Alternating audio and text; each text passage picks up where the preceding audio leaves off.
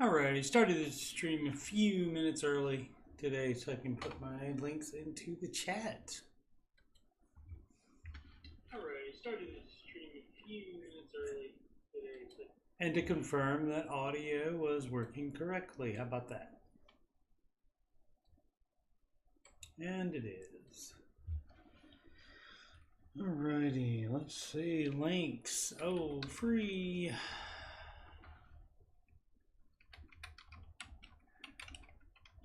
Consultation assessment.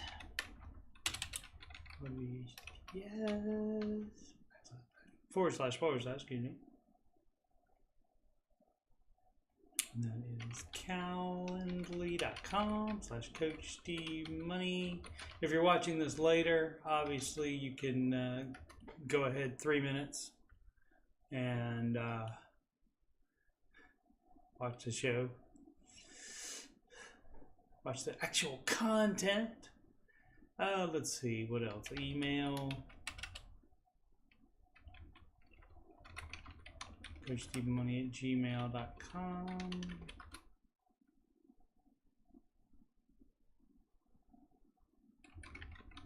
Donations.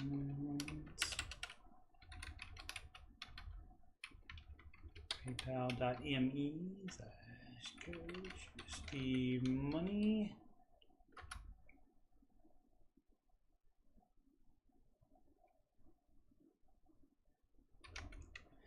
Instagram. Add me on the gram. I need to post some more stuff on there more often.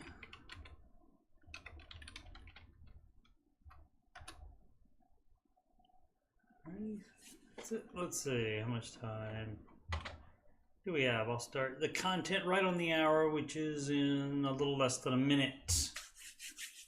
Alrighty.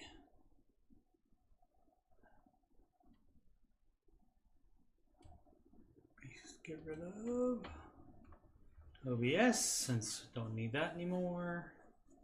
Well, we need it, but we don't need it to be on the screen. What else was I looking for? Oh yeah, we do. Whoops, my bad. Because I gotta show my plug images. Alrighty, it is 7 p.m. Central Time, 8 p.m. Eastern Time, and that's when we normally have Ramsey Coach with Coach Steve Money. And this is episode 40 of that. Do that weekly. And as you can see, that's the upcoming live streams. That is Ramsey Coach with Coach Steve Money. That's Saturdays, 8 p.m. Eastern, 7 p.m. Central Time. It's preempted at the same time on Sunday if there's a Saturday night Ohio State or Washington Commanders football game. I think in 2 weeks, I think Penn State will be a night game, I believe. So that would be an example of that. And so what would that be? That would be 2 weeks, so that would be the 21st of October. All right, and other streams, but normally Saturdays for that. And other streams with the Ramsey Show After Show, and that starts right after the Ramsey Show video ends, approximately 6 p.m. Eastern Time, 5 p.m. Central Time, and that will be happening on October 9th, which is Columbus Day, and which is this coming Monday, and October 26th as well. So 2 after shows this month.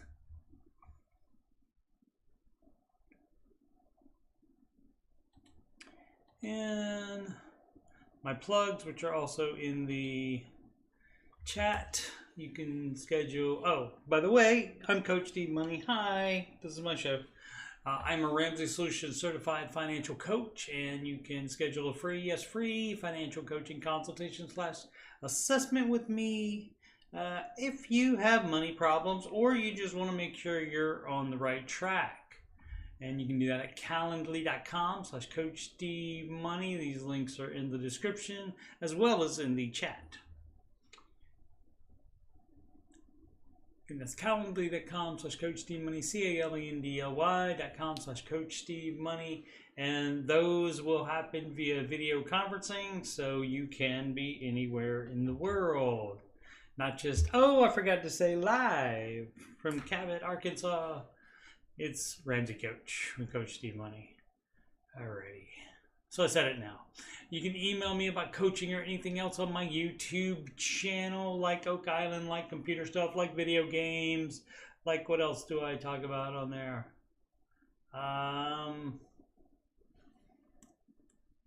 That's about it, I think. But anything you got on your mind, you can let me know at CoachSteveMoney@gmail.com.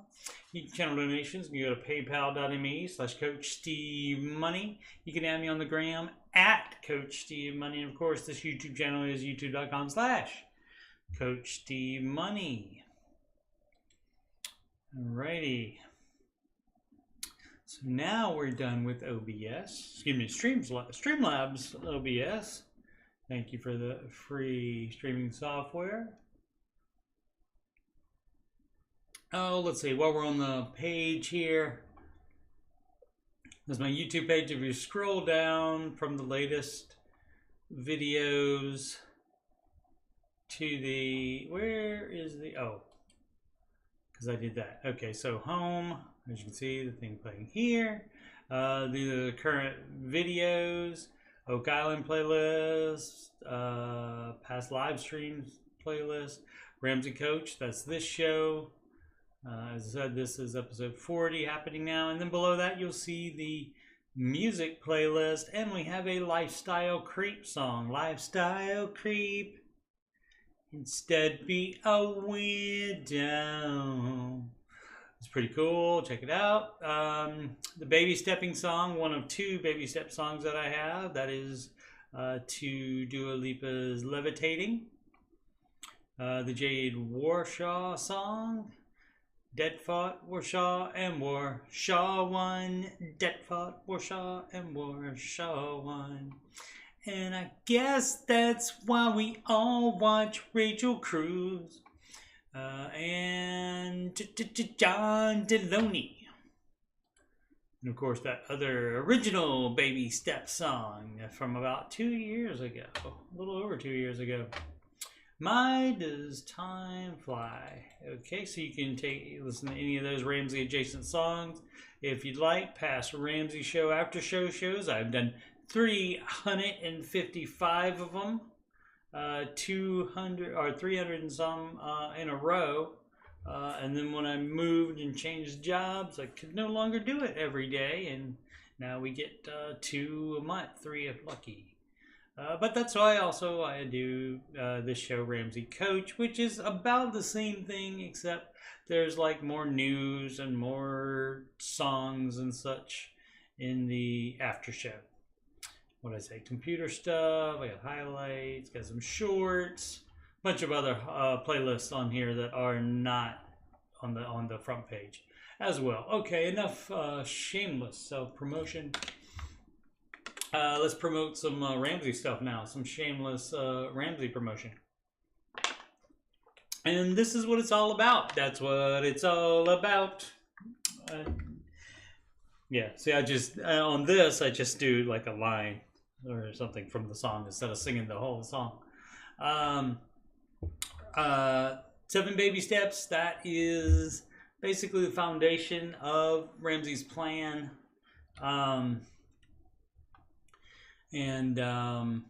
These, I'll refer back to these when we get questions about them. But just to go over them really quickly. Step 1, save $1,000 for your starter emergency fund. Step 2, pay off all debt except the house using the debt snowball. That is the smallest to largest in order, from smallest to largest. And there is a reason for that. I'm sure we'll get to that in a question. Save 3 to 6 months of expenses and a fully funded emergency fund. In steps 1, 2, and 3, you do in order separately. You do that one before you start that one, and then you do step 3 only after you finish both of the 2. You get some people that are trying to do a little bit in all of the baby steps at the same time. That is not advised. Step 4, invest 15% of your gross household income into retirement. Step 5, if you choose to, if you have kids, if both of those are true, then you would do that at that point. And step 6, pay off your home early. Now, unlike step 1, 2, and 3, where you do them separately in order, steps 4, 5, and 6, you do them at the same time in order. And there's also leeway in there if you don't have a house yet and you want to buy a house. Down payment would be step 3B, and you can balance 3B and 4 any way you want to, including for up to 3 years you can not do anything into retirement so that you can get a larger down payment, which is necessary sometimes in high cost of living areas. Or if you want to buy too much house, that's one way you can afford it. 3B, one of the missing baby steps, and forthcoming video on that eventually. When I decide to stop waiting until I learn how to make better videos, because that doesn't seem to be happening anytime soon. And there's also step 0, the other missing baby step, which is everything you do before you would start your emergency fund, and that's getting necessities taken care of. And of course, that's where you decide I'm not going to do any more debt. Debt is off the table as an option. All right, and step 7, build wealth and give. All right, so we'll refer back to this when necessary. So we go to reddit.com/r/Dave Ramsey, and we sort by new. Alrighty, we got from someone from 3 hours ago. And what would Dave do? There is the what would Dave do flare that you could put on, but this person makes it the title. Mediocre Bug 2109. I should preface that my practices are Dave-ish at best, alright? Well, you get to do whatever you want to do. So, I mean, it really doesn't matter what Reddit thinks about it if you choose to do something, or what I think about it. But since you bothered to put it on the Reddit, I'm sure 10 people have decided to comment on it, and I will be an 11th.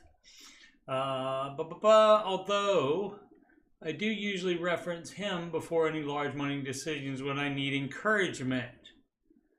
Okay? I mean, doing just a little bit of Dave's advice and like somebody else's advice, that may not work, because a lot of times they are opposite advice. And so you really can't pick from one thing from one person and one thing from the other person if their principles are at odds. Sometimes that will bite you and put you further behind. Or not get you ahead as fast. Okay, partner and I made a stupid decision and financed a travel trailer in peak prices of early 2022. You know what's coming.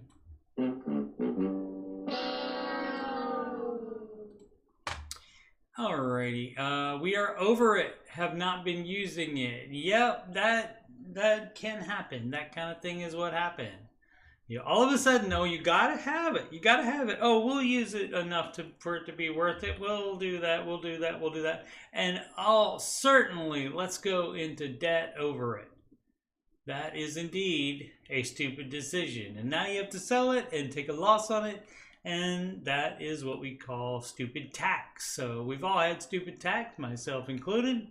So you just start where you are now and you go forward.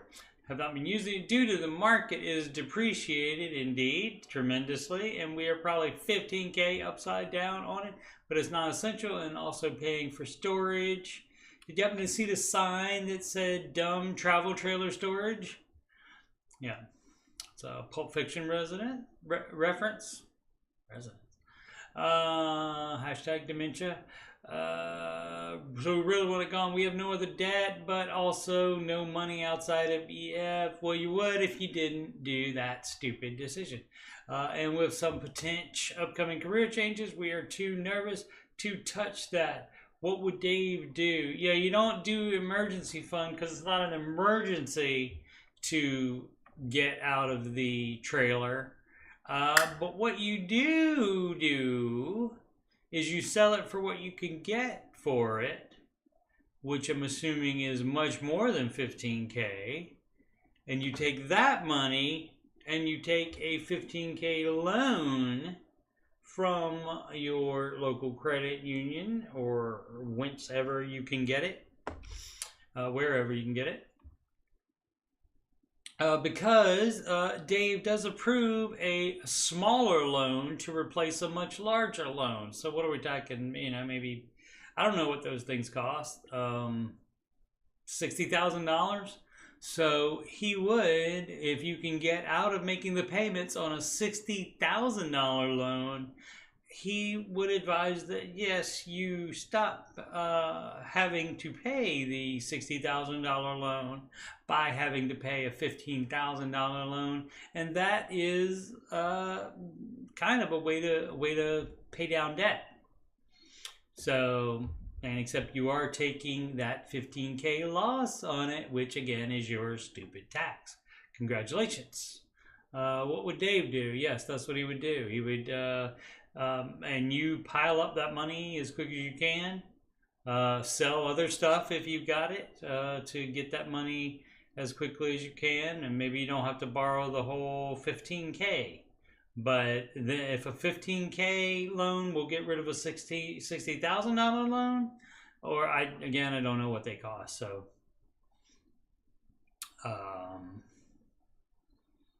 but that's just an example. So I'm probably short on that. Probably might be an 80. I do not know, especially when you said you bought it at the height of the market. Little ad there. From Michi the Cleaner, frequent poster here on the Dave Ramsey subreddit. Oh, again, this Dave Ramsey subreddit brought to you by fans, not run by Ramsey Solutions. If you'd like a group that's run by Ramsey Solutions, you can go to the Facebook, and it is called the Ohio State University. Is the Ramsey Baby Steps Community. And if it's any group other than that, it's not the one that Ramsey Solutions runs. So if you want one that they run, you can go and join that one. And I will be doing questions from them since I'm using the Reddit questions. Probably going to do all of those up to the ones I used last week on the show, and so I won't have any for Monday, so I'll be doing Facebook questions there. I also have some picked out now in case it's a slow week and we run out of questions, but normally in a week we have plenty of questions to do a good hour and a half to 2.5 hours. I've done 2.5 hours before on here. All right, conflicting beliefs on building credit. Okay, yeah, some people think you don't need to do that. Dave Ramsey. And the people that follow his advice. And then there's other people. I'm sure credit card companies would like you to build credit because that requires you to do debt, including credit cards. Hi everyone, I need a little help getting my stepson to understand, that he doesn't need a credit card. His biological father has convinced him that he needs to get credit cards and a car loan. He doesn't have a license, so I have to give him a used card he doesn't have a license, so he would have to get that first, I guess. I'd give him a used car for free, but they declined. Yeah, my stepson asked my opinion yesterday. I told him that having a credit card isn't necessary, and he should just learn to save and invest. I knew dealings with parents, step-parents, can be a slippery slope. What's the best way to attack this situation? Well, you tell them the truth. You tell them there's two thoughts on this. There's two ways of thinking on this. You can introduce him to Dave. I'm assuming late teenager, probably, if doesn't have if he has already being talked to about credit cards. So probably a late teenager, maybe even 20. Kids are getting licenses later these days, it seems like, than we did back in the day. Some kids are waiting. So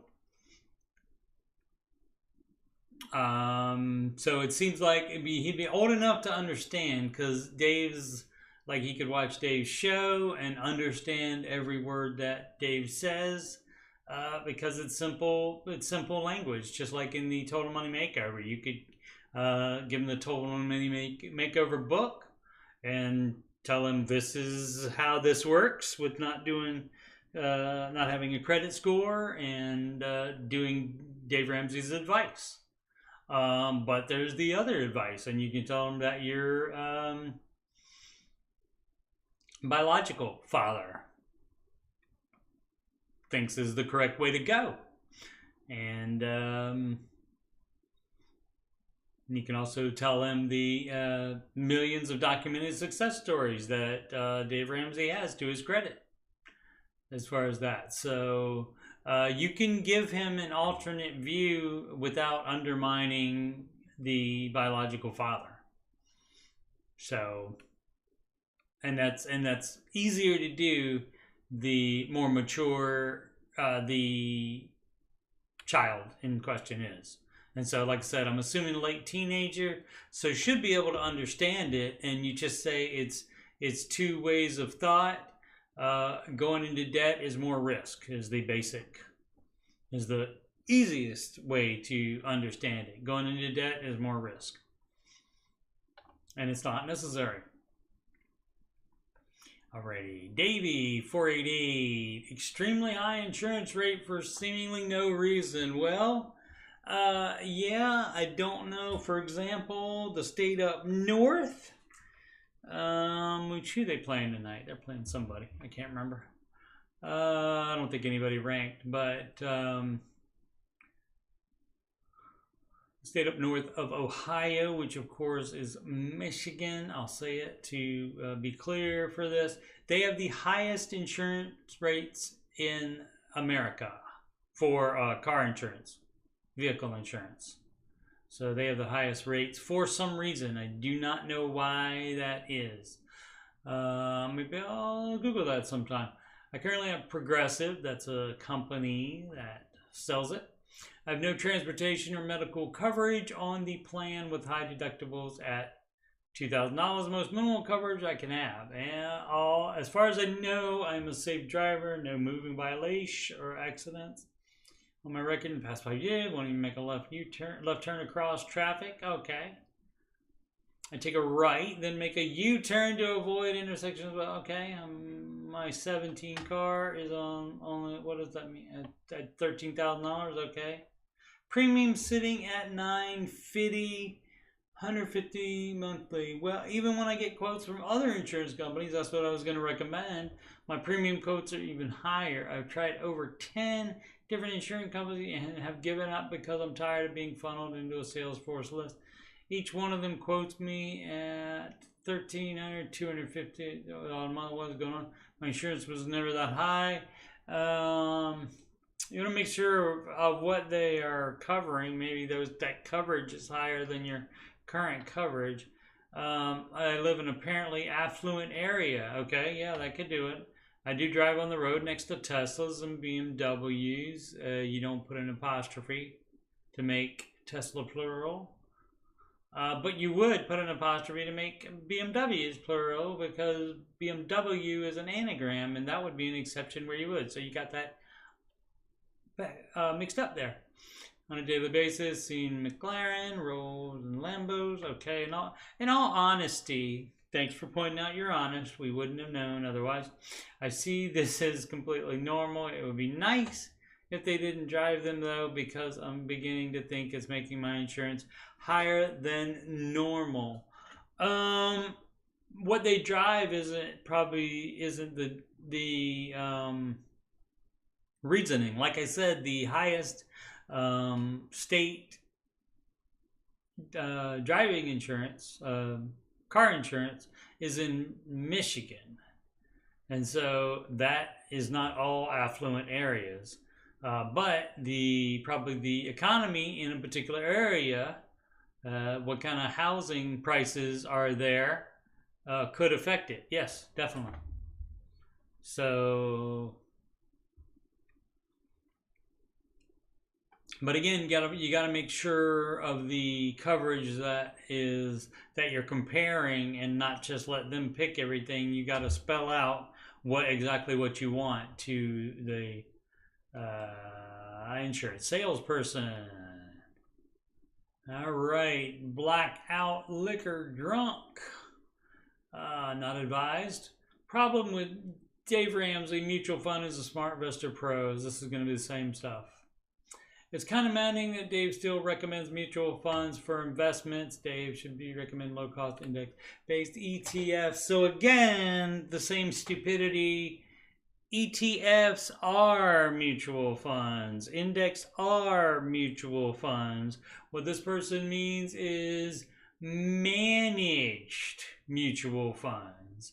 And some people automatically think that the managed funds aren't going to make you as much money because they have higher fees. Yes, they have higher fees, but 40% of managed fees beat the index. So if you want to be lazy and just pick something that you never have to look at and you never have to change out, then sure, and make less money, sure, go ahead and do index-based ETFs. Sure.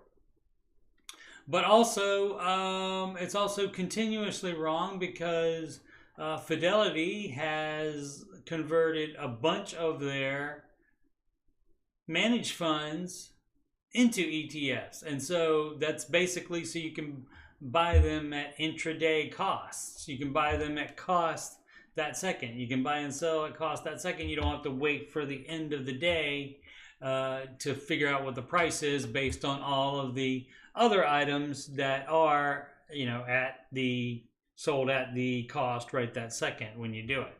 And so now a bunch of the Fidelity managed funds are ETFs. So now what are you going to say?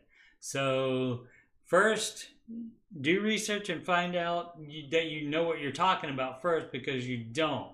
Okay, but the second thing again is you are assuming that the managed funds aren't going to outperform the index funds even after you take out the fees, which some of them do. So, yeah. So you can achieve the exact same diversification, that much is true.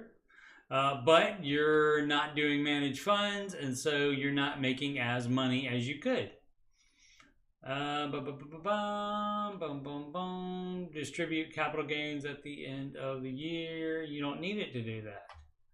And of course, he thinks it's because the SmartVestor Pros are mostly broker dealers, not RIAs.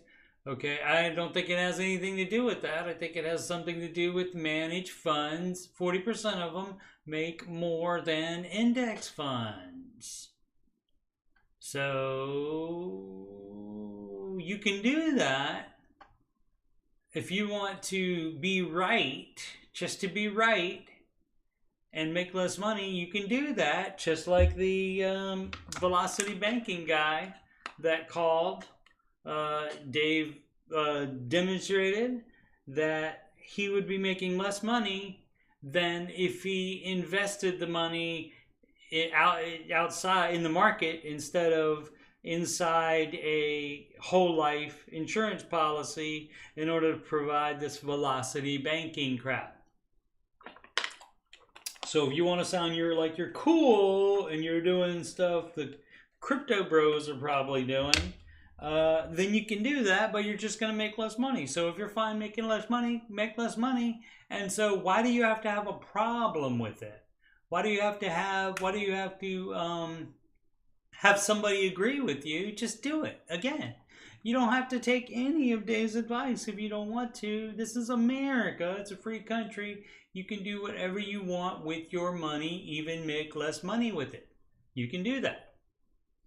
So go with God and do that. But no, I gotta have other people agree with me. I need justification on this. Dave's wrong about this.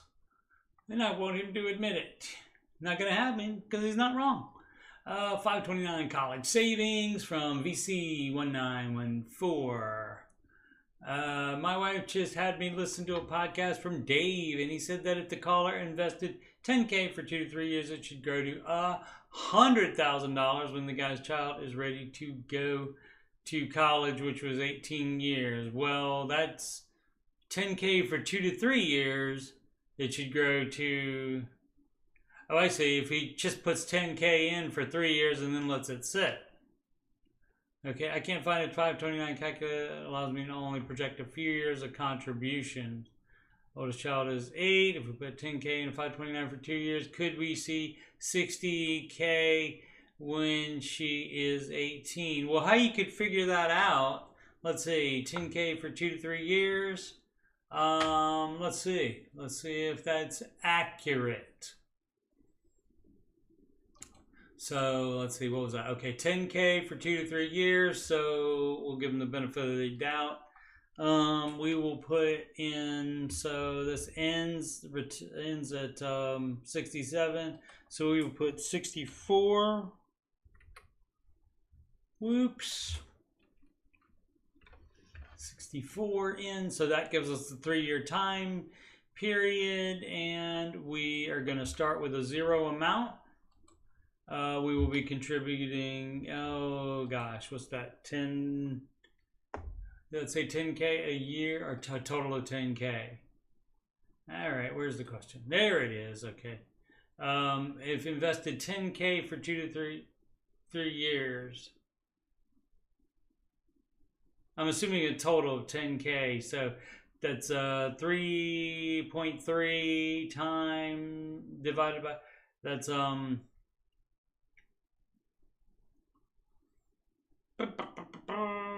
yeah, 10 divided by 3, so 10 divided by 3, so that's 3.3K a year, and what is that divided by 12, because we got to get the monthly.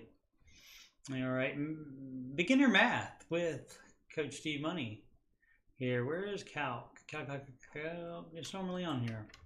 You guys can't see this window, but I'm just pulling up the old calculator on the Windows calculator. And so we got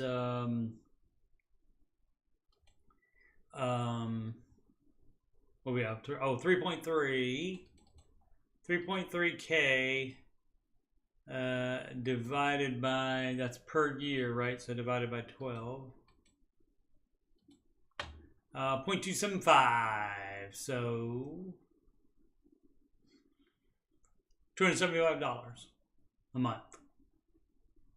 Sound right? Let's find out. 275 times 3.3 times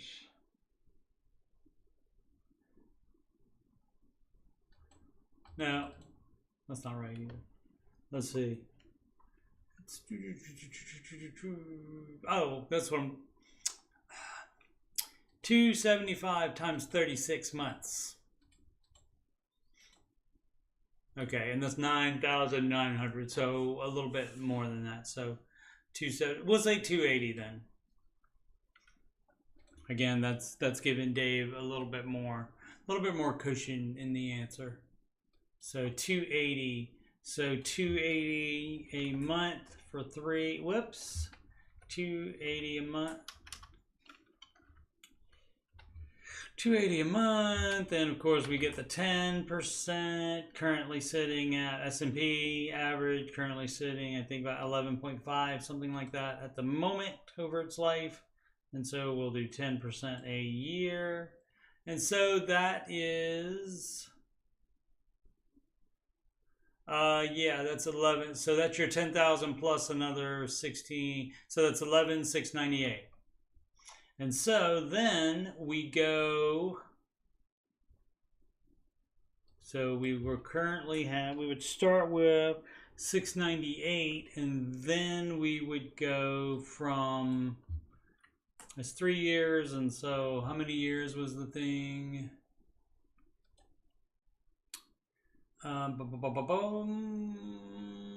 Which was 18 years.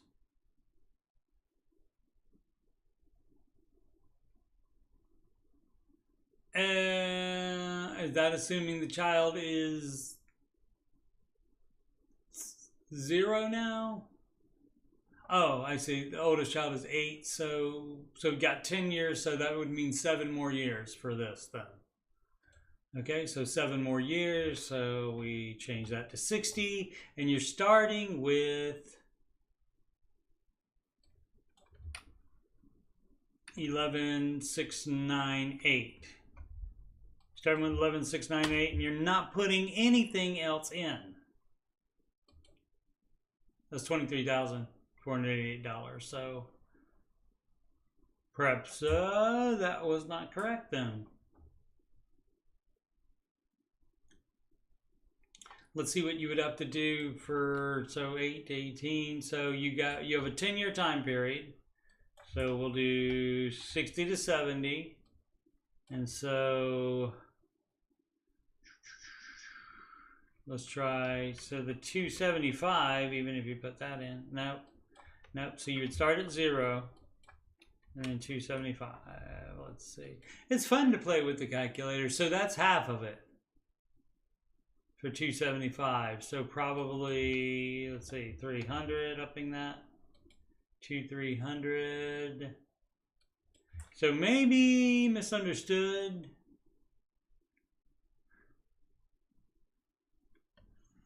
Dave's phrasing on that.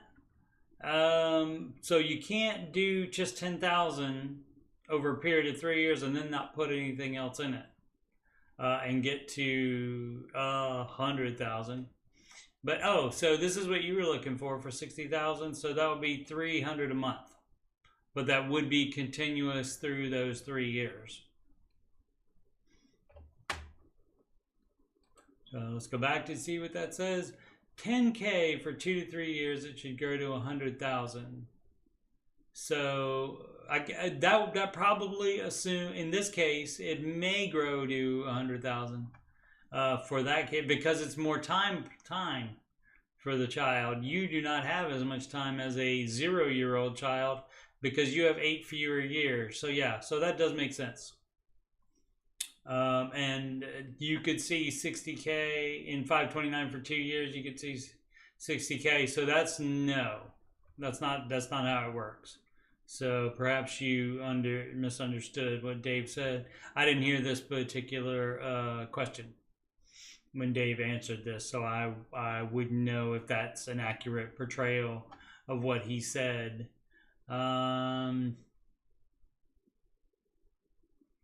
To do it, but 10K for just over 2 to 3 years. Like I said, that only now it depends on how much you put in to begin with, because that's going to grow more instead of waiting the entire 3 years to slowly get up to 10K.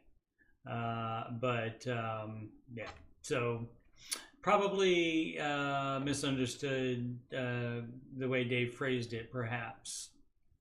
But yeah, so it doesn't work quite that fast. But for this person, again, to get their 60K, they would have to put in about 300 for the remaining 10 years before their child is 18.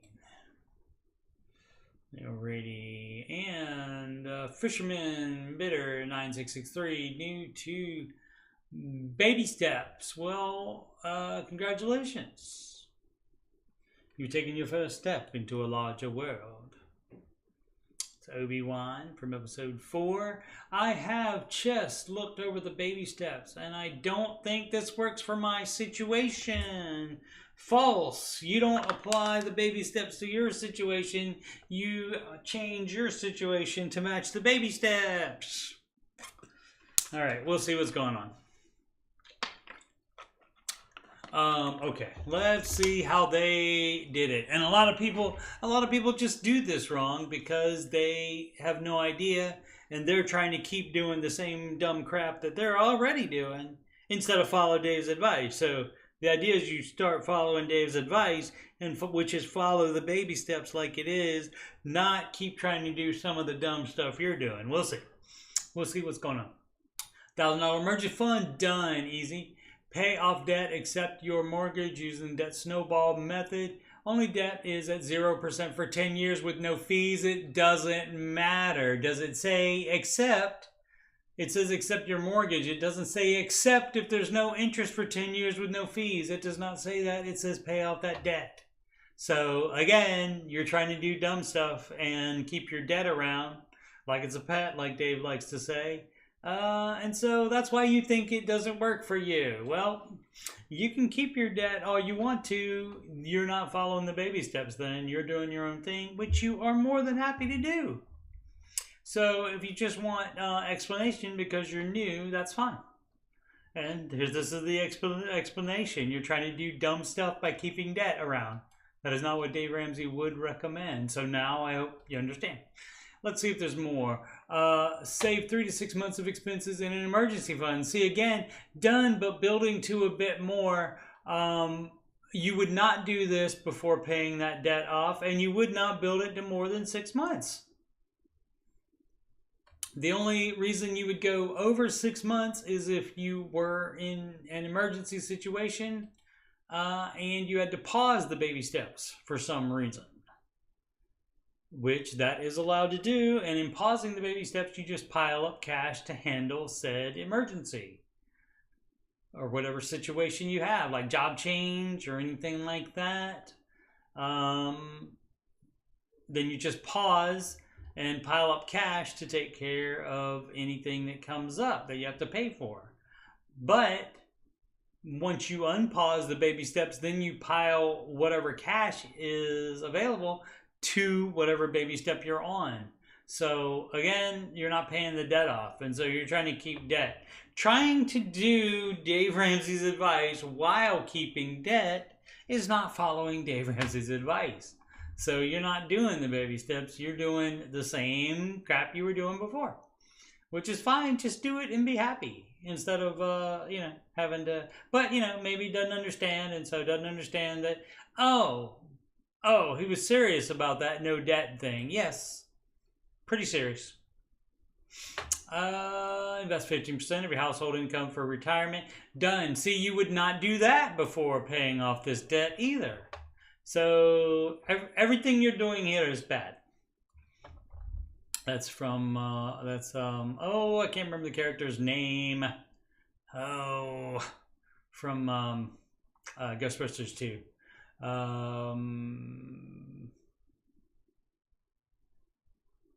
So no investing before debt is paid off. So, and so if you want to see it in action here, he did this, and then he's got a justification for keeping out debt around because it's no interest on it for 10 years. So he just, baby step 2 doesn't apply to me. False. And then save 3 to 6 months, but they're trying to add to it as well. It doesn't say add to it if you want. I don't see where it says that on here. I don't see where it says here. And step 4 is way here, and you still have step 2 not done.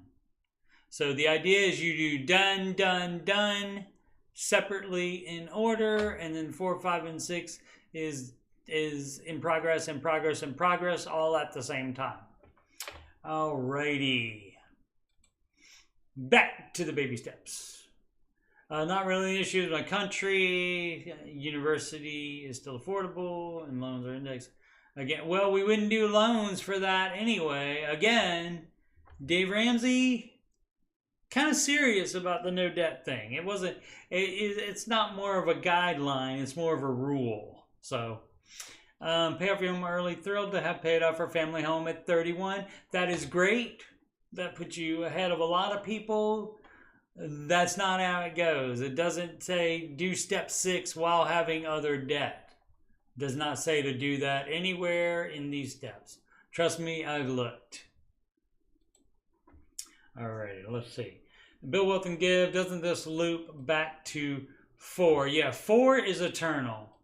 4 is invest 15% of your household in, because why wouldn't you invest? That way your heirs can have the money, unless you need it in retirement. Unless you need the money in retirement and you cannot afford to invest anymore because you have to use the money for your own retirement, then you can invest it and build wealth. Yeah, so that's basically eternal, again, unless you would need the money in retirement. So I'm new to Ramsey World, and based off the above, I'm guessing I'm not the demographic. Is there something... edit for clarity, I'm not American. Thank you for editing it for clarity for dumb Americans. Sure. Is there something else or other resources to look at? Yeah, the baby steps, where it says step 2 is pay off all debt. It doesn't say only if these conditions apply. Pay off all debt except if you have 0% interest with no fees. It does not say that. It says pay off all debt. So you're doing it wrong. So depending on what your emergency fund is, you might be able to pay that off really quickly. But it seems like you just want to make minimum payments on it and do other stuff with your money, like invest. Yeah, so it's up to you. 99 comments there. I'm sure they taught Fisherman Bitter 9663 all about the baby steps. And yes, again, the no debt thing is kind of Dave's thing. That's kind of what it's all based on. If there's like one thing that you would say, probably Dave would like it better if you thought Dave Ramsey financial peace. But I would think most people who have listened to the show for 2 seconds or read the baby steps and stopped thinking that their plan, their idea was better than the baby steps, or they were special because their little situation. I don't think this works for my situation.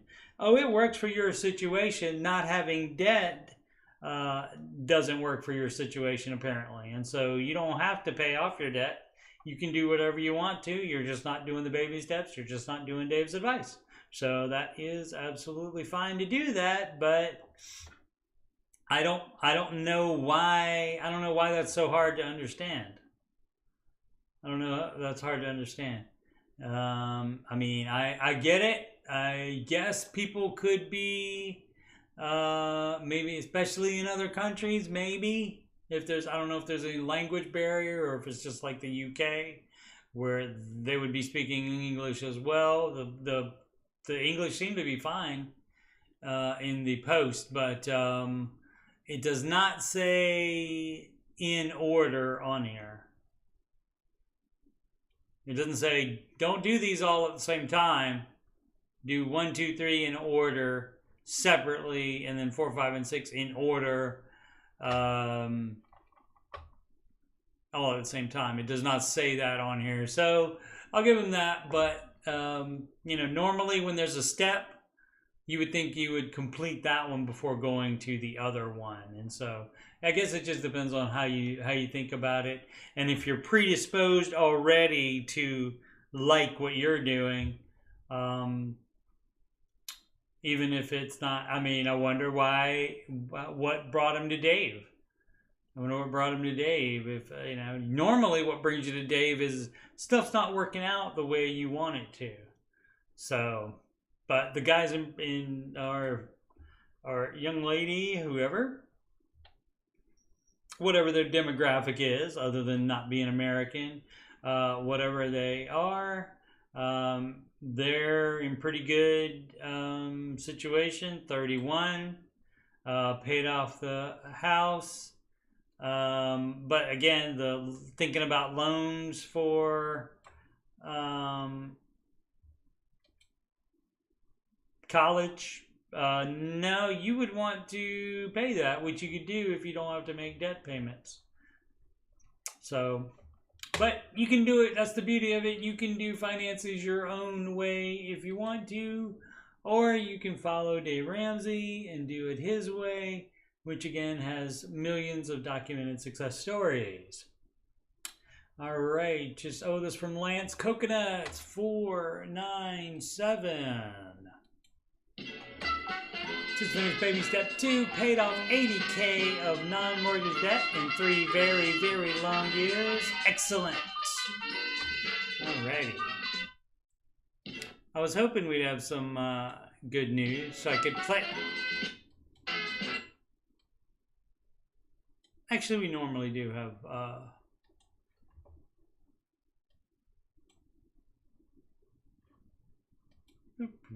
there we go.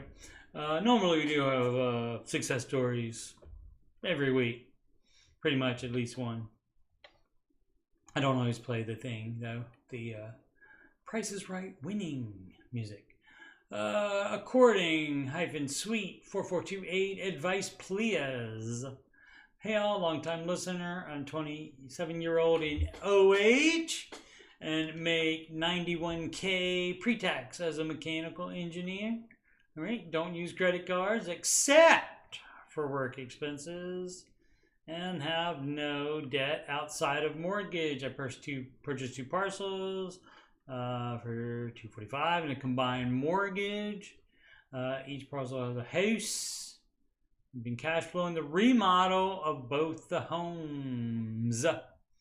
Floors, windows, HVAC duct, insulation, walls, light fixtures, water heaters, you name it. Okay, hopefully he has emergency fund. Probably have put $80K into it. Recently got a BPO saying my property is worth $390K and currently owe something like $215K on the loan at 3% interest. Okay, so you could get out of that and have something for your trouble. 36K liquid, okay, 20K emergency fund, 6K in brokerage account, ETF, 10K, making less money than managed funds, and 10K in checking. That's also, oh, I see, 36 liquid. That is, I wouldn't go so far as to call the brokerage account ETFs liquid. That's still going to be like a 3-day transfer. So that's not immediately accessible, but 10K is probably like 3 months. So anyway, high yield savings account, again, that they may have, you just have to, on your high yield savings accounts, you just have to read the fine print to see if you have immediate access to it. If you have check writing or debit card or both access to it, or if you have to wait for a 1 to 3 day transfer. And so the emergency fund can't be 3 days away. Giving me 4.5 interest. Okay, interest doesn't matter. Between my Roth IRA and 401 contributions, I'm putting 30% into investments. That is not what Dave would recommend. First of all, the two houses are not, both of them are not going to be your residence. So one mortgage per resident and no mortgages for rental property. So long-time listener though, so I would assume knows he's doing it wrong. I'm also finished remodeling second house, have a roomie paying half the mortgage and splitting utility.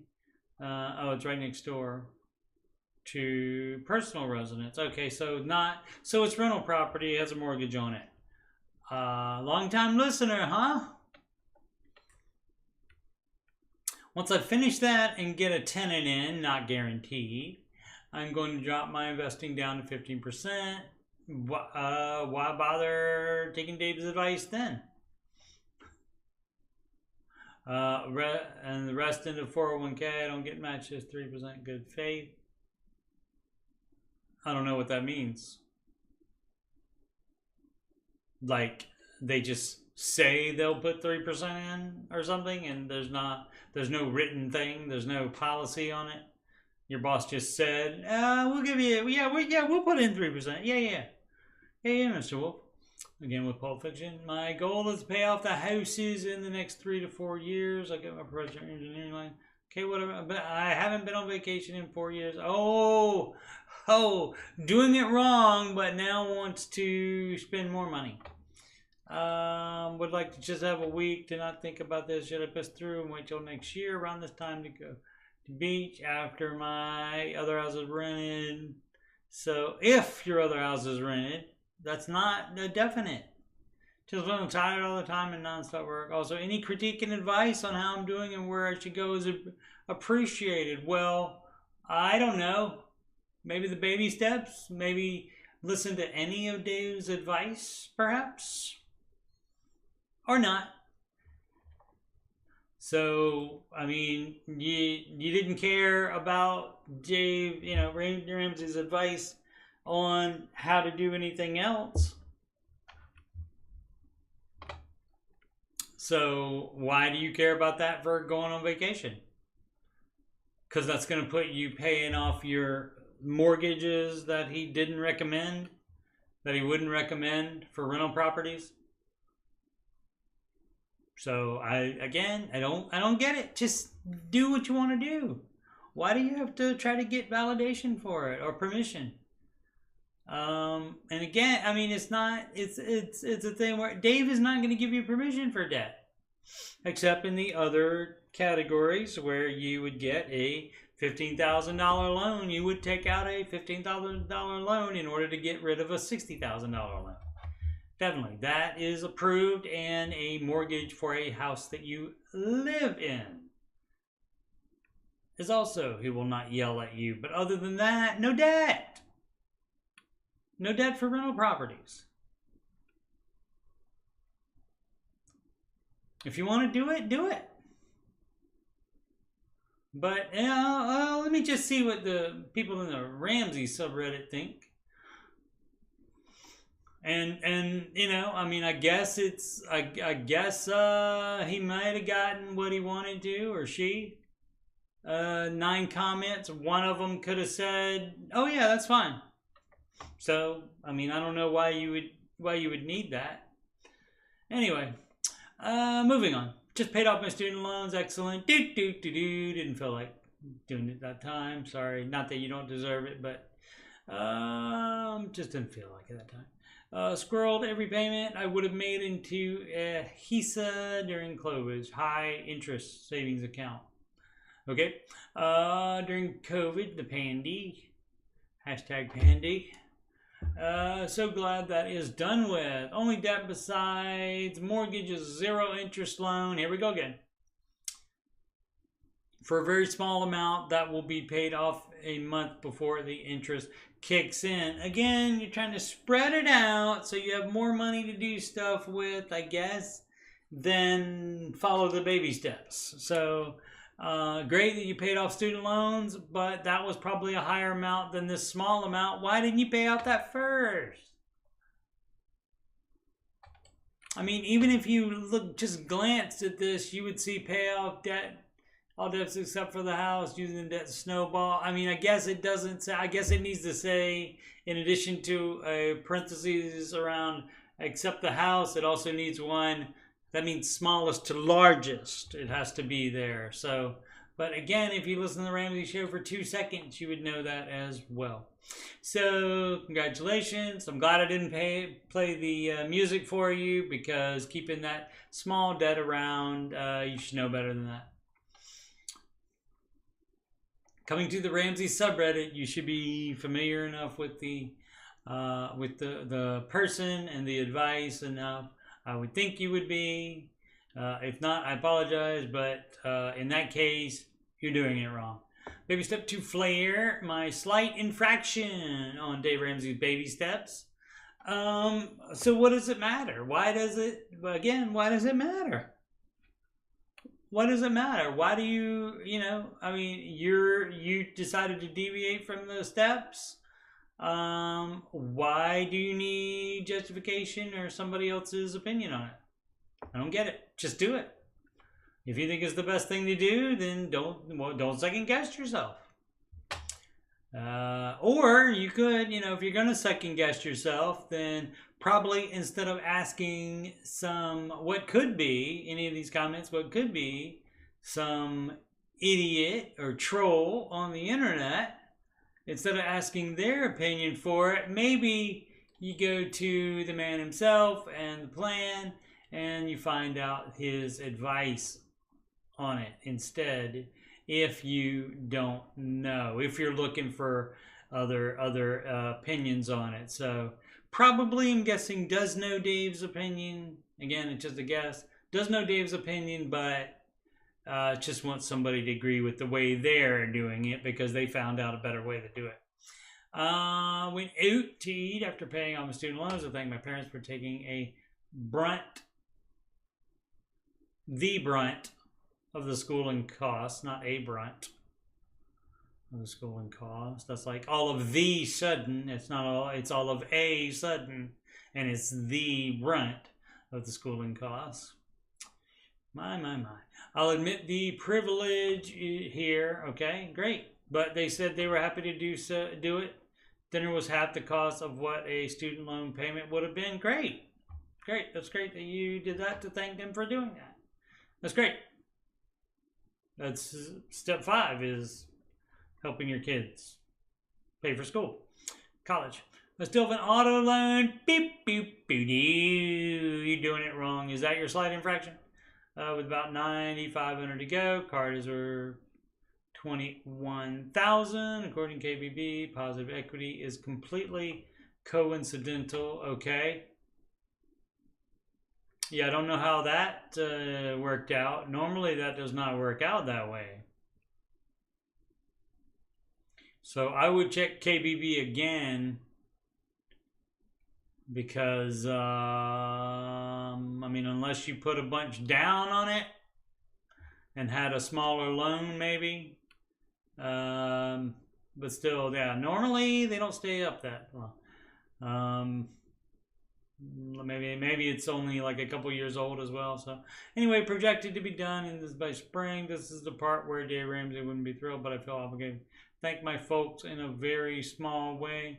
You can budget whatever you want at any time. So you can budget that dinner at any time. But again, you would have paid off this debt before paying off what are probably higher student loans, unless it's a lot of small ones. And then you would have done again, but step in order. So okay, that's great. You felt obligated to do that. I don't know why you want us to be involved, but all right. You typed it. We commented on it. 12 persons, at least 12 persons, plus me. Could have been more that commented in their mind about it, but didn't type it out. Or do a YouTube show doing it. HELOC credit cards. I'm not reading that name. HELOC credit card. Home equity line of credit. That's what that stands for. Avon is, I don't even know who that is. Must be a bank or other financial institution. Is offering a HELOC credit card now. They promise low interest rates and a high limit. Who is going to risk losing their home to buy the newest iPhone? You would not believe how many people would do that. And now it might not be a situation where they are doing that directly. It's probably some higher expense that they would get the HELOC for, or the HELOC credit card, like some remodeling or additional furniture or something like that. But then because they have that line of credit, then all of a sudden they say, oh yeah, I'll just check, because it's nothing. Like $1,000 iPhone is nothing if you are buying $30,000 worth of furniture or doing $30,000 remodel on debt. Then what's the problem adding another $1,000 for the iPhone to that? So yeah, so probably not directly, but it's a symptom of the debt thing. So HELOC's not recommended. You know why? Because it's debt. Dave Ramsey, anti-debt. Just just to get on the record, because I know he's been vague about that. Starting to get defeatist about Ramsey home buying math. B. Dougie or Doogie. I ran some amortization tables. I was trying to say amortization, and couldn't get it out. Tables yesterday to get an idea of what we would have to pay for a decent sized home in these suburbs with decent school districts. Okay, decent sized and decent school districts. That's all stuff you're putting on yourself. Those are parameters that you are putting on yourself. And so if you insist on that stuff that costs more money, then you're gonna have to pay more money. That's just the way it goes. If you live in a high cost of living area, you're gonna have to pay more money. That's how it goes. And you are the one that decides to live there or to keep living there. Based on the Ramsey rule, 25% of 15-year rule, and never happened with mortgage rates the way they are. False. You can save for a big, huge down payment that will get your loan amount way lower. The estimations do have a 25% take-home pay that covers a house with those specs is almost insane. Well, maybe your view of a decent-sized house and decent school districts are insane as well. So those are parameters that you're putting on yourself, okay? And Dave didn't say that, oh, and you ought to be able to save up the 25% on a 15-year rule, and you'll be able to save up for any down payment you need in just a couple years. He didn't say that. No, it might take you a long time, 5 to 10 years, if you want to buy a really expensive house. So, make more money. He doesn't say that you, and see, this is his advice is designed to stop you from buying too much house. And if you want to buy too much house, you have to put down a really large down payment so that the loan is lower, so that it fits into 25% on a 15-year rule. Yeah, mortgage for 50 to 480K, you probably don't. Let's see how much they make, if they say. In order to have a take-home pay in that range, you need to make north of $300,000 a year, putting you in the top 2% of income earners in the United States. Yes, you should be making that much in order to buy that much house. Actually, not. Let's see, what is it? 480. We'll round up to 5 because that's easiest. So 2.5 times your net income. 1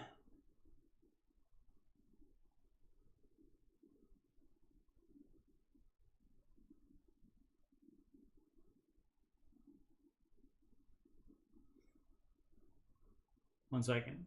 Doing math in my head. What did we say? 500. So that's 250. So like 225 and 225. Yeah, not quite that. You'd have to make like 212. Is it 212? 212 and 213 is 450, and then 75 on top of that will be 525. So not quite that. So like 200 and 200. Yeah, 200 and 200 and 100 would be, yeah. So 2.5%, 2.5 times your annual net income. So it would have to be 200. So yeah, it might have to be close to 300,000. Yeah.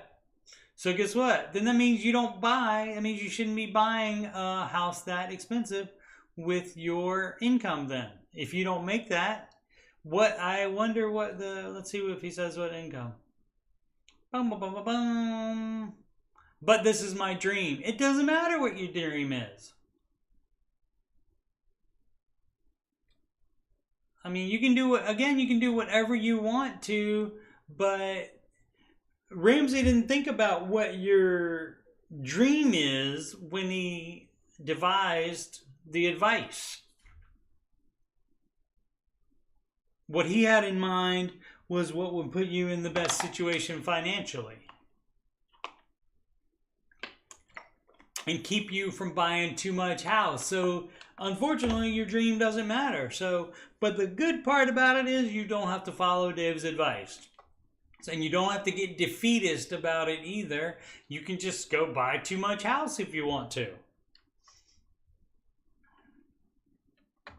Also, the 30-year mortgage, that also people love to do that so they can buy more house and stretch the payments out more. You're paying a whole lot more in interest over 30 years, and also, like I said, it allows you to buy too much house.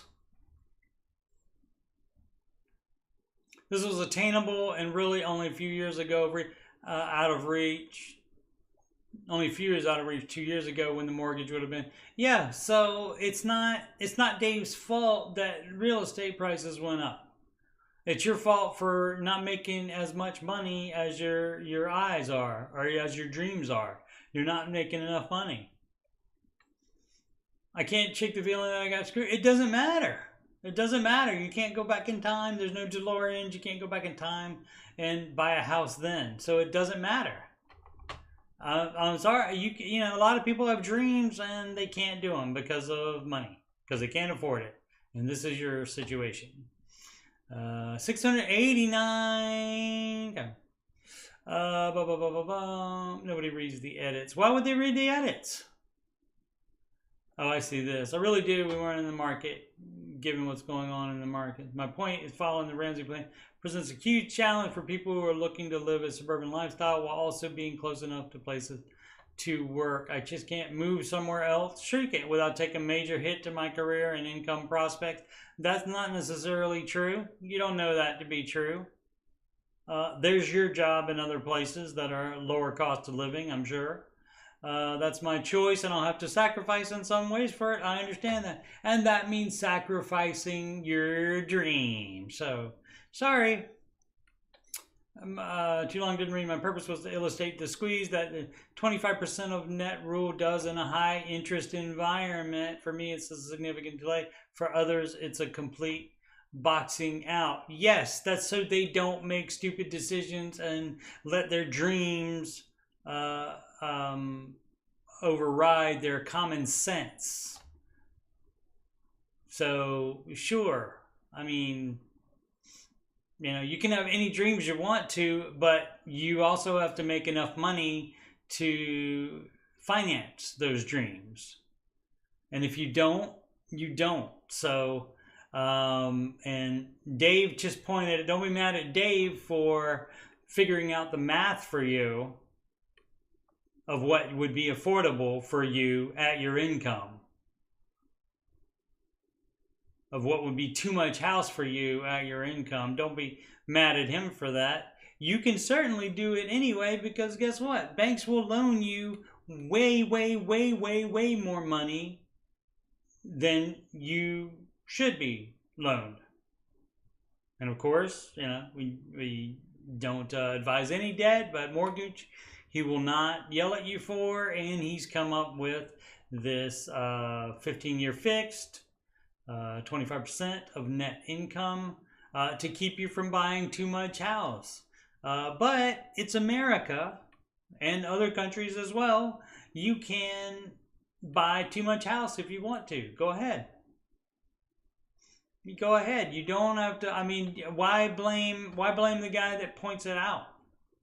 Why blame the guy that just tells you the math on it? So, I mean, just can't shake the feeling that I got screwed. It's not all about you. Okay? How many people are in the world?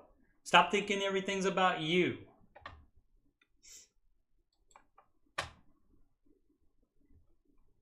So, I mean, you know, you can just not follow Dave's advice. You can choose to do that. It's a free cunt. The Goo Salesman. Baby step 2 flares. Snowball is working. Excellent. Long-time listener. First-time calling. Military family with an income including tax-free allowances of $110K. Hopefully didn't buy a house in every port. Every duty station. Assets, 1 truck, 1 car paid in full, 1K cash, 3K in savings. Have $249K in mortgage, 5K in credit card, 40K in student loan, 18K in a car. Third vehicle. Probably sell the third vehicle. Why? Why would you need a third vehicle? Why would you need a third vehicle? Last month I paid off a personal loan of $25K after a deployment. Okay, that's freed up a $930 payment. Great. Doing the math on our expenses, we still have $1,400 extra that we can set the credit card on fire. Fire! The car loan goes this month. That is $370. Excellent. So what? Yep, that's how the snowball works.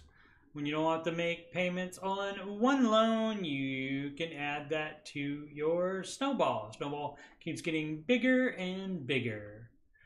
Any advice for military family on baby step 2? Are we doing this right? Yes, except why do you need 3 vehicles?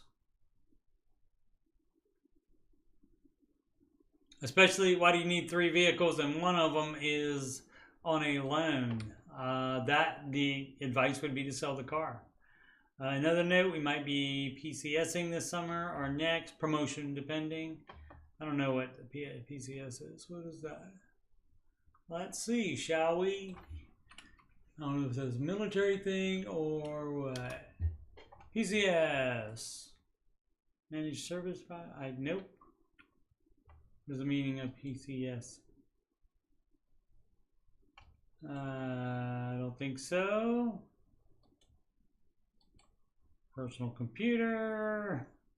So I don't know what that means. Is that, oh, retirement? Oh, military. Let's see what the Wikipedia says. Military, permanent change of station. To be permanently moved to a new post in the U.S. Armed Forces. Okay. It's the government, so, and I don't know. I would like to get a military person's opinion on that. That would know better. But I don't know if that permanent change of station means permanent until they change their mind about it.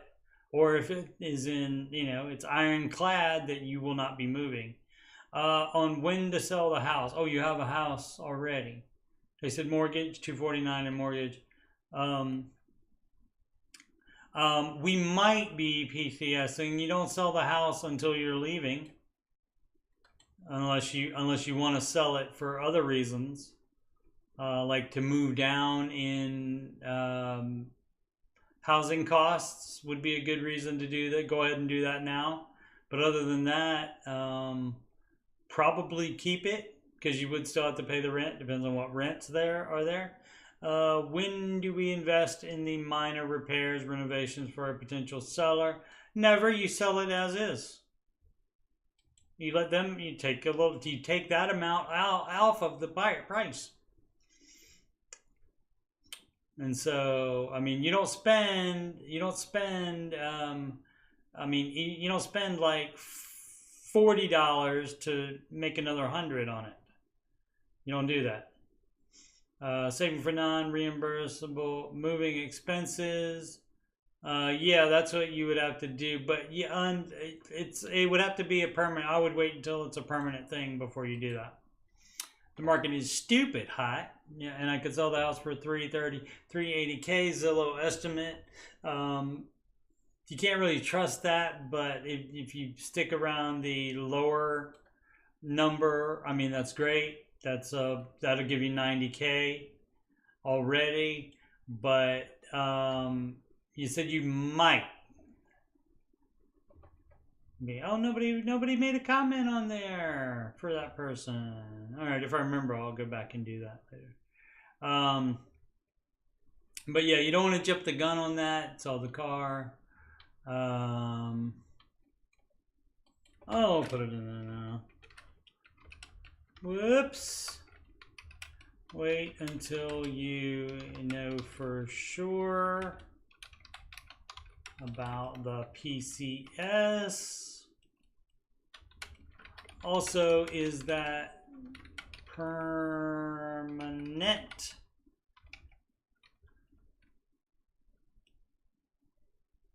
Definitely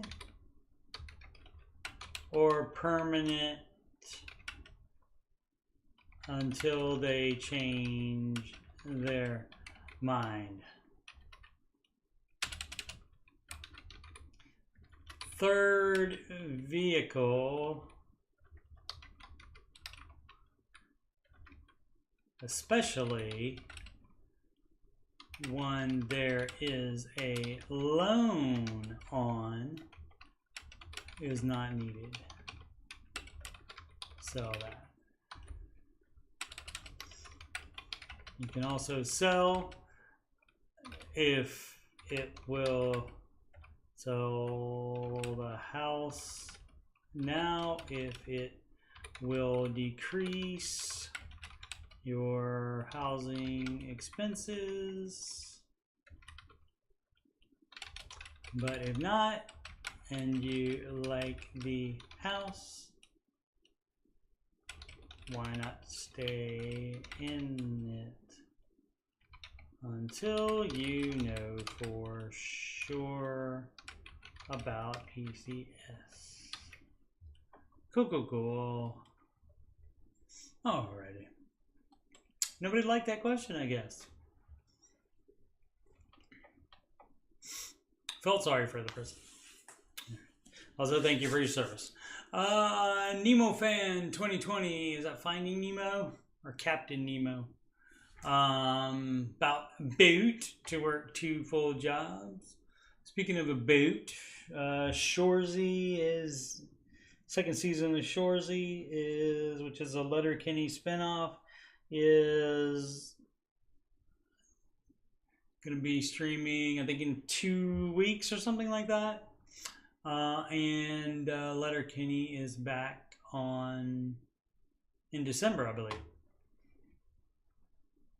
New seasons for both of those. All right, about to work 2 full-time jobs. Alrighty. Work more. That's how it, work more, spend less is how you get ahead. I have 72,000 in debt, ranging for IRS taxes. Pay IRS first.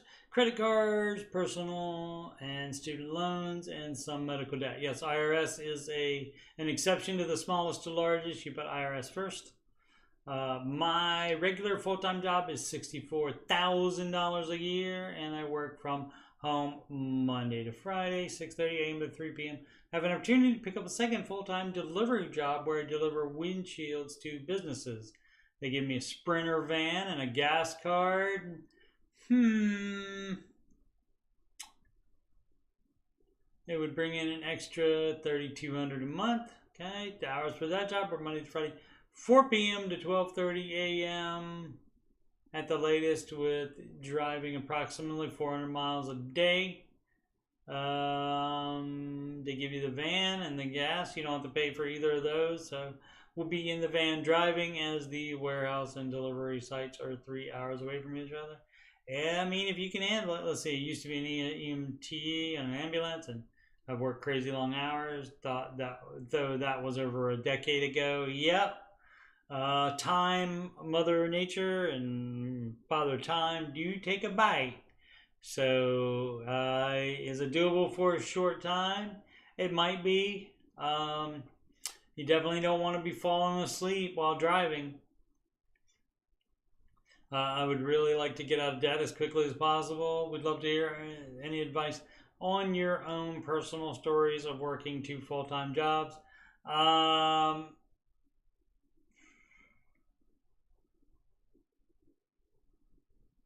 mean, if it's they're giving you the van and the gas card, like I said, but like, is it some startup company, or is it like an established, what is it, windshield company delivering them businesses? So like probably people that are installing them. Yeah, I don't think it's a problem. Is that going to be, let's say, Monday through Friday? Now, if 2 of these days, it's still Monday through Friday. So like you can catch up on sleep on the weekends, maybe.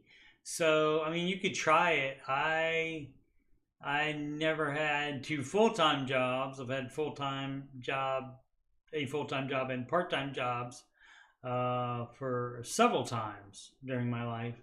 But I never had 2 full-time jobs, so it can get tiring, and you know yourself. I mean, there's no harm in trying it, and then if you're too tired or you find yourself falling asleep when it gets like 11 o'clock at night or something like that, because I mean 6:30 a.m. if you're starting, you're waking up at 5:30.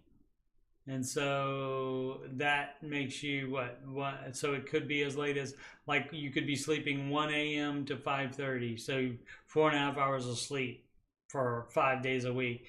One of the great things of the part-time jobs that I worked is my normal job, full-time job, was Monday through Friday, and then the part-time job was 5 or 6 days. But it was also on the weekend, at least one of the weekend days, and so that made it less stressful. But being that both jobs are Monday through Friday, that's probably gonna be rough on you. But depending on your age, you might be able to handle it for a #season, which means a short time of nondescript amount. When they say season on the Ramsey show, it doesn't mean necessarily for 3 months, like summer, spring, winter, or fall.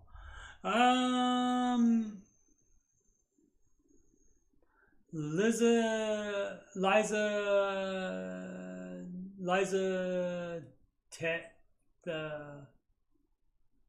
Lizate the cigarettes. I don't understand. Interesting. Username. Balance transfer credit card question. Probably going to be fees, even if it's to a 0 interest. So you're actually adding more to the debt. Use Chase, but it's my understanding they don't allow balance transfer from one Chase card to another Chase card. No, why would they do that? People try to float it from one 0% card to the other. Pay it off quickly. Pay it off as quickly as you can. APR will kick in mid-December. I don't remember the percentage, but I don't want to pay it regardless. Right. Well, one way to not pay it is to not ever have taken it out, to not have a credit card. Currently owe nearly $900 on it. Mid-December. That's $900 you don't spend on Christmas then. So you enjoyed the debt, you enjoyed spending the debt, so now it's time for sacrifice, and that is you don't do anything through December, and then you pay that off. Pay off that $900. Work more, spend less, cut more stuff out of the budget. Work more, take any overtime, do anything else you can do, get money for doing. You can sell stuff you're not using regularly. Been paying $200 a month the last few months. Great. Okay, but I wanted to have it paid off by mid-December, but I really can't afford it. How? I can sort of afford to pay $100 a month. So basically, I just want to drag it out longer to avoid it. I've never done a balance transfer card. Yeah, don't do that. Don't do that. Let the interest, pay it down as much as you can, and let the interest hit on it, and then you can, unless it's going to be back interest, then I would definitely not spend any money between now and then just so you get it paid off. But if it's just going to start the interest on the amount now, maybe that'll give you some motivation to pay it off. This is the first credit card I've had in like 10 years. Why? Why did you? And I've had this one about a year and a half. Am I understanding everything correctly? Any suggestions on what bank to go with, since I can't stick with Chase on this? I'm in the U.S. To not do that at all, to just pay it off, like I said. Moving money around is not what, it doesn't say that in baby steps. Keep moving debt to 0% credit cards. And also it's going to add to the balance because there often are fees. I guess every so often you could have 0 fees for that because they're counting on you not being able to pay it off. As you are having problems there, you're saying you can't afford it. So cut something else out of your budget so that you can get that thing paid off before that interest starts. Alrighty. Ramsey Show on Spotify, help. Let's see, what time is it? Oh, my. We've done an hour and a half already. All right, well, maybe I'll just do this one. I'll do 2 more. Xprove77. Ramsey Show on Spotify, help. Hi, I just want to ask if I'm the only one who had the problem when playing the Ramsey Show podcast on Spotify. When I'm in the main menu and search Dave Ramsey Show, I can see and access the long duration episodes. When I go directly to the podcast, only these 40 minutes or less are available. Okay, let's see if the person commented explained it. They break up each hour of the show into 3 different podcasts. They basically remove the commercials, so it's just 40 minutes. They do this on iTunes and the Ramsey app as well. Not sure why. Because people's attention spans. That's why they make it a 40-minute podcast, because of attention spans. But that's exactly why that person had it. So yeah, it's a 3-hour radio show, but then they break up each of those hours by removing all of the commercials, and then you're left with 40 minutes. So, and also what happens on YouTube is the video for the radio show. That's what it is. It's a radio show. We just get to see it on video. And it used to be live, but now it's delayed. And that is so they can edit the commercials out of it. Because without all that commercial time, YouTube recommends it more. So more people are watching. And so that is why they did that. All right. So the final one for today. Top organization. 124. What would Dave do? Flair. He would follow Dave's advice, and he wouldn't care if it's is Rich Dad Poor Dad irrelevant now in the Dave Ramsey era. Well, the guy that wrote that. Let's see. Let's see here.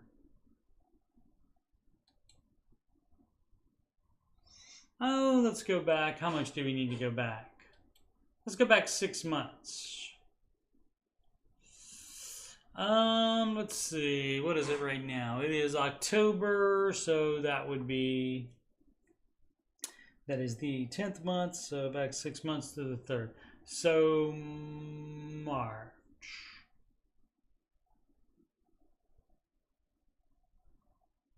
Let's do 1 year and go back to March. There we go. Okay, so around about here, about in March.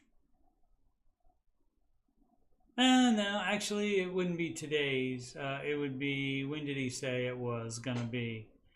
I think ironically it was around the time of the high of the S&P 500 index. So that would have been August 1st. So then that's 8 minus 6 months. Before that would be February. So February. So about here. So it was about here when the dude that wrote Rich Dad Poor Dad, he said that the stock market was going to be down 80% in 6 months. So here's when he said it. It was at $4,016.95. Or maybe a little bit more than that. Let's give him the benefit of the doubt and go to February 1. So $4,119.21. and he said in 6 months it's going to be down 80%. 6 months, and it's exactly 6 months later than when he said that. It's to the high. And then, of course, it's dropped a bit since then, but now coming back up. And so he was so wrong about that. He said it was going to be 80% lower. So why was he relevant ever? So let's see. The book came out in 1997, so almost 30 years ago. So did Dave. Dave's advice came out 30 years ago. I haven't read it, but I would guess that in 30 years, many things would have completely changed. It seems like Dave Ramsey and his team have been still consistently making new content to reflect the changing conditions to stay current. I mean, kind of. I mean, they do address like new things that happen, like the student loan stuff, and like the pandy and inflation, etc. They've had live streams about all those, but and they like talk about that specifically for a little bit, and say about those comments about that content specifically. They talk about it a little bit. But most of the live streams are the same advice that they always have been giving for 30 years. So they do address things that are currently happening, but the advice never changes though. Now that doesn't mean Dave is not open to it, because he did, I think it was, what was it? Probably coming up on 2 years now, maybe a year, a little over a year maybe. I can't remember when exactly he did it, but he had his SmartVestor Pro, the one that he works with, he had him redo his chart what he would have made, because he was looking at the international and seeing that was consistently the lowest one. And so he had his SmartVestor Pro rechart his investing to just be a 3-way split instead of the 4-way split, including the international. You got small cap, large cap, mid cap, and international. And so since international has been consistently been the lowest one, he thought, well, what about if we do a 3-way split between the other ones? Would that be better? And he said if the information turns out that I would have made more money during that time with the 3-way split, then I probably would have changed to that 3-way split. And if I'm doing that, I'm advising you to do that. So I would have let everybody know, even though that changes the advice. So he is willing to, change on stuff like that. But the beauty of the Ramsey stuff, it's basically behavior and a mindset, the no debt mindset, and that's not going to change, and that's always the answer. That is if you can do 2 words, again, like I said at the top of the show, Dave would probably like it to be financial peace that you think about, but most of the time, if you're going to think about 2 words with Dave Ramsey, that means no debt. And so that's basically the deal. So is it worth reading it? I mean, you can read any book you want, but again, I mean, the guy was way off base with the market's going to be 80% down, when in fact it was at the high of the time. Let me go back to that and show you. Let's see. When was that? August 1st. So if we go to 5 years, so you can look at it. So we got this dip here. We got this dip. This is the pandy crash right there. And then we have the all-time high right there. And then let's see, where is August?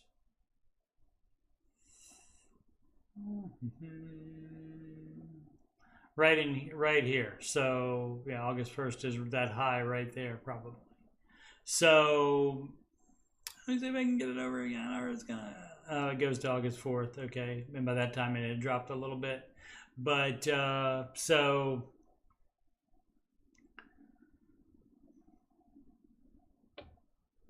And whereas, when did we say February?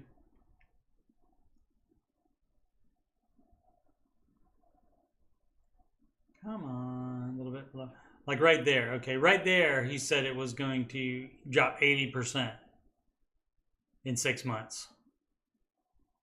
And instead, it was at the current high before it started going back down again. So wrong about that. And so I believe he also endorses debt leverage. Does Rich Dad Poor Dad guy. I can't remember his name at the moment, but or if I'm watching Dave Ramsey clip, that entire book completely obsolete. There's no U in obsolete, but maybe they're not from maybe they're from out of town, like out of America perhaps, and there is some weird one that where it has a U in obsolete. Wouldn't surprise me. But the debt leverage is the main thing, and so that's basically, like I said, that's probably what most people think about when they say Dave Ramsey. It's no debt. And so that is the basic tenet for Dave's advice. And so following the advice or being interested in the advice, I mean, you can read whatever you want to and then just disagree with it, or you can read it and agree with it. It doesn't matter. But I mean, you can expose yourself to all kinds of other things, but that's diametrically opposed to the no debt Ramsey advice. So by doing debt leverage. So, all right. So we'll save the rest of them, of the Reddit questions for, I have to remember which one I did. Oh, let me click on that one. So that one will be light blue when I look for that on Monday. So I can do all the new ones. And then skip from the ones I did today down to here, and I can start from there for the after show on Monday. Again, that is on Monday. And pull up OBS again. Streamlabs OBS, not regular. Streamlabs, better interface in my opinion. Again, upcoming streams, that would be Monday, October 9th, and October 26th. I think that's a Thursday, I believe. After the Ramsey show video, let me verify that, ends. 26th is a Thursday, yes. So right after the Ramsey show video ends, approximately 6 p.m. Eastern, 5 p.m. Central, and that will be when the Ramsey show after show starts, right after the Ramsey show ends. And of course, every Saturday, unless there's a game on, specifically an Ohio State game or Washington Commanders football game. And like I said, in 2 weeks, the 21st of October, I believe we have a night game with Penn State. I think that's at Ohio State. And they're right now they're both top 10 teams. And Texas lost today, so they'll be dropping out. So Ohio State should be ranked no lower than 3 in all the polls. Not that anybody watching this right now would care about that. So yeah, so that's upcoming streams. I'm going to put out some more Oak Island. What is it? Retro no cap recaps for season. What am I? The next one will be the first 3 episodes, I think, of season 3. That I'll be doing one short video for that to recap those. I'm recapping the old ones because when I started recapping them, I started with season 9 and then did 10. And season 11 starts like the first week of November, I think. I'll be starting airing episodes on that. As far as me, you know me, I'm Coach Steve Money, and I am a Ramsey Solutions certified financial coach. And you can schedule a free financial coaching consultation assessment with me if you, what is it that I say all the time? If you've got money problems, or you just # dementia, If you've got money problems or you just want to make sure you're on the right track, then don't wait another minute. Schedule that consultation with me at calendly.com/CoachSteveMoney. That link is right there on the screen. It is in the description of the video below. It is also in the chat as well. And that is available from anywhere in the world because we do that with video conferencing, usually with Google Meet is what I use, usually. But I can be persuaded to use Zoom or something else as well. You can email me about coaching or anything else on my YouTube channel, my varied interests that are on there, and that would be at CoachSteveMoney@gmail.com. You can donate at paypal.me/CoachSteveMoney. You can add me on the gram at CoachSteveMoney, and of course, this YouTube channel is youtube.com/CoachSteveMoney. Thank you so much for watching. See you Monday.